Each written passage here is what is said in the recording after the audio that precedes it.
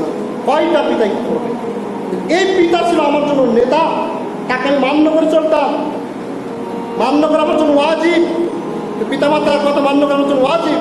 কিন্তু পিতামাতা তো একটাবার আমার সালাতে খবর নিল না, একটাবার তো কখন সে আমাকে বললো না বেড়ে আসর সালাত আদায় করেছে কিনা, কেন বললো না, এর কিন্তু খবর সে নেয় না আমাকে। অন্যান্য বিষয়ে সবসময় তদারকি করতো, এই বিষয় কখনো নিত না। সুতরাং জল্লুনা, এই বাপ আমাকে পথভ্রষ্ট করেছে, এই বাপ আমাকে নষ্ট করেছে, নেতা আমাকে নষ্ট করেছে। এই বড় বড় ব্যক্তি মানে আমার কাছে বড় কে? আমার পিতা। আমার কাছে বড় বড় পিতা, এই পিতা আমাকে নষ্ট করেছে। সারাটা দিন সব কিছু খবর নেয়, সালাত আদায় করছে কিনা খবর কোনো দিনই নেই। আপনি একটু চিন্তা ভাবনা করে দেখবেন যে আমার ছেলে কয়দিন আমি সালাতের ব্যাপার খবর নিয়েছি, তদারকি করেছি, কয়দিন খবর নিয়েছি। আচ্ছা, আমার বাড়িতেই খাই, অথচ বেটা বাজারে গিয়েছেন, এটা এটা সেটা কত কি খবর নেন, অথচ এটা খবর নেন না। পরীক্ষা দিয়েছেন, খবর নিতেছে, সঙ্গে সঙ্গে রেজাল্ট হয়েছে, খবর নিতেছে। কিন্তু সালাতের আমরা খবর কিন্তু নিই না। সুতরাং সেই দিন আফসোস করার বলে সে আমাকে পথভ্রষ্ট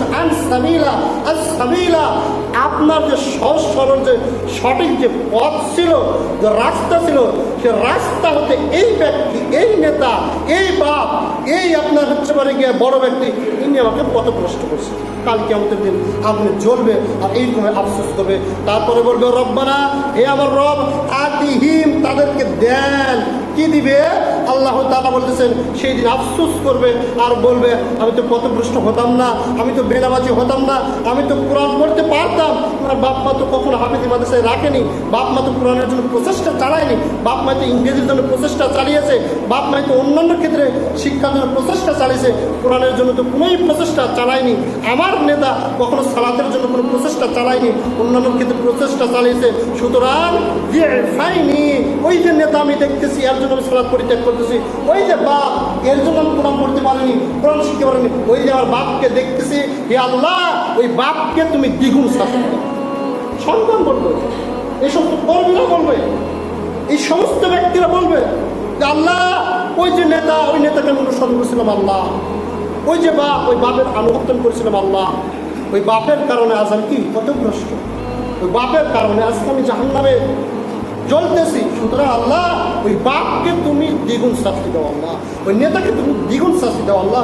ওই যে বড় আলেম বলেছিল ভোট দিলে জান্নাত পাওয়াই, আমি তো ভোট দিয়েছি আল্লাহ, ওই আলেমকে আগে দ্বিগুণ শাস্তি দাও। এই বিষয়টা আফসোস করবে আর বলবে, আল্লাহকে বলতেছে রব্বানা আতিহিম যিফাইনি, আল্লাহ তুমি তাদেরকে দ্বিগুণ শাস্তি দেন, মিন আযাব, আপনার আযাব হতে, আপনাদের জাহান্নামের শাস্তি হতে তাদেরকে দ্বিগুণ শাস্তি দেন। এবং লাআনাল কাবীর, কাবীর মানে কি? বড়, সগীর মানে ছোট, যত বড় বড় আপনার লানত রয়েছে আল্লাহ, এই সমস্ত লানত ওই নেতাকে দেন, এই সমস্ত লানত ওই বাপকে দেন, এই সমস্ত লানত এই সমস্ত ব্যক্তিদেরকে দেন যাদের মাধ্যমে আমি পথভ্রষ্ট হয়েছি। সেই দিন আফসোস করবে আর বলবে মান আল্লাহ রাব্বুল আলামিন। তারপরে বলছেন ওয়ামান জাআ বিসাইয়্যাতি ফাকুব্বাত উজুহুহুম, কাল কিয়ামতের দিন আল্লাহ রাব্বুল আলামিন বলছেন এই সমস্ত ব্যক্তিদের মুখমণ্ডল অগ্নিতে উলট পালন করা হবে, এইরকমে নড়ানো হবে, উল্টে উল্টে দেওয়া হবে। কি জন্য? তাদের অপরাধের কারণে, তাদের পাপের কারণে সেই দিন উলট পালন করা হবে। এই জন্য তো ইল্লা মা কুনতুম তা'মালুন, তারা যা কিছু দুনিয়াতে করেছিল এর বিনিময় হিসেবে, এর সাজা হিসেবে তাদেরকে এই শাস্তি প্রদান করা হবে। সুতরাং আল্লাহ রাব্বুল আলামিন আমাদেরকে এই সমস্ত নেতা, এই সমস্ত বড় ব্যক্তি হতে আল্লাহ রাব্বুল আলামিন আমাদেরকে রক্ষা করুন। সকলেই বলছে আল্লাহ আমিন। মান আল্লাহ তাআলা বলছেন ওয়া বারাদু লিল্লাহি জামিআন, কাল কিয়ামতের দিন সবাই যখন একত্রিত হয়ে যাবে, জামিআন সমস্ত ব্যক্তি একত্রিত হয়ে যাবে এবং সমস্ত ব্যক্তির পাপগুলো প্রকাশিত হয়ে যাবে, তাদের ফায়সালা হয়ে যাবে এই মুহূর্তে।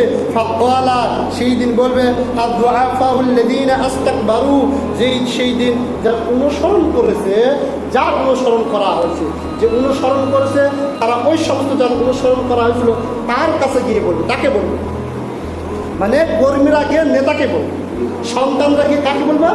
বাপকে বলবে। আল্লাহ বলছেন কাল কেমতের দিন আগুনে যখন পালন করা হবে, সেই দিন এই সমস্ত সন্তানের আগে বাপকে গিয়ে বলবে, এই সমস্ত কর্মীর আগে নেতাকে বলবে, এই সমস্ত যত দুর্বল ব্যক্তিরা রয়েছিল, তারা যারা বড় ধনী ব্যক্তি যাদের অনুসরণ করেছিল, তাদেরকে কাছে গিয়ে বলবে, ইন্না কুন্না লাকুম তাবাআন, নিশ্চয় আমরা তো তোমারই অনুসারী ছিলাম, দুনিয়াতে তোমার অনুসরণ করছিলাম, তুমি যেইভাবে চলেছো আমি সেইভাবে চলেছি, আমরা তোমার মুরিদ ছিলাম, তুমি পীর, তুমি বলেছো যেইভাবে বলেছো আমি সেইভাবে চলেছি, পীর হিসাবে মেনেছি আমি। সুতরাং সেই দিন তারা আফসোস করবে জাহান্নামে গিয়ে, আর বলবে কি বলবে, ইন্না কুন্না লাকুম তাবাআ, আমরা তো তোমারই অনুসারী ছিলাম, এখন কি জি ওয়া আনতুম মুগনুনা আন্না মিন আযাবিল্লাহি মিন শাইইন, তোমরা আল্লাহর শাস্তি হতে আমাদেরকে কি আজকে রক্ষা করতে পারবে? সেই দিন তারা প্রশ্ন করবে, তোমরা দুনিয়াতে বলেছিলে যে আমি এই রক্ষা করবো সেই রক্ষা করবো, যা হবে দেখে নিব, কালকে আমাদের দিন জাহাজ নিয়ে পার করে দিব, হ্যাঁ বড় বড় জাহাজ নিয়ে বসে থাকবো, সব কিছু করবো, উদ্ধার করবো, বিপদে রক্ষা করবো। তো সেই দিন তারা বলবে দুনিয়াতে তো অনেক বড় বড় কথা বলেছি, সেটাই তো মেনে নিয়েছিলাম। একটা সন্তানের জন্য বাপ সব কিছু করতে পারে না, সব কিছু চেষ্টা করে করা, দুনিয়াতে দেখেছি তো। যেমন যখন যেটা প্রয়োজন, নিজের জীবন চলেছে, তারপরে আমার সে প্রয়োজন মেটাতেন আপনি। সুতরাং এই যে জাহান্নামের ভিতর শাস্তি, এই যে আগুনের ভিতর আমরা ডুবতেছি, সুতরাং এখান থেকে কি আমাদেরকে কিছু আপনি কি আমাকে রক্ষা করতে পারবেন, একটু সাহায্য করতে পারবেন, একটু বাঁচাতে পারবেন? তখন তারা বলবে লাউ হাদাইনাল্লাহ, তারা বলবে আল্লাহ তো আমাদের সৎ পথে পরিচালিত করেন। মানে দুনিয়াতে তারা বলছেন দুনিয়াতে তো আল্লাহ আমাদেরকে হেদায়েত দেননি, তারপরে বলতেছেন দিওয়া হাদাইনাকুম, আল্লাহ যেহেতু আমাকে দুনিয়াতে হেদায়েত করেননি, আমি কীভাবে তোমাদেরকে হেদায়েত করব? সুতরাং আমি তোমাদেরকে সৎপথে পরিচালিত, যদি আল্লাহ যদি আমাকে যদি সৎপথে পরিচালিত করতো, তাহলে আমরা তোমাদেরকে সৎপথে পরিচালিত করতাম। এখন আমরা ধৈর্যচ্যুত হয়ে আর কোনো লাভ নেই, এখন ধৈর্য ধরো আর জাহান্নামের শাস্তি ভোগ করতে থাকো।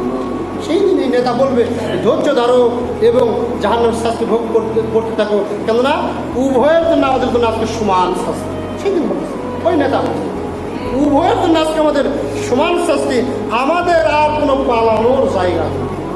ওই নেতা বলবে, ওই ব্যক্তি বলবে যার অনুসরণ আপনি দুনিয়াতে করেছেন, সেই দিন বলবে আল্লাহ তো আমাকে হেদায়েত করেন, আমি তো বেনামাজি, আমি তো দুনিয়াতে বেনামাজি ছিলাম, যে তোমাকে তো বেনামাজি বানাবে, এটা তো স্বাভাবিক।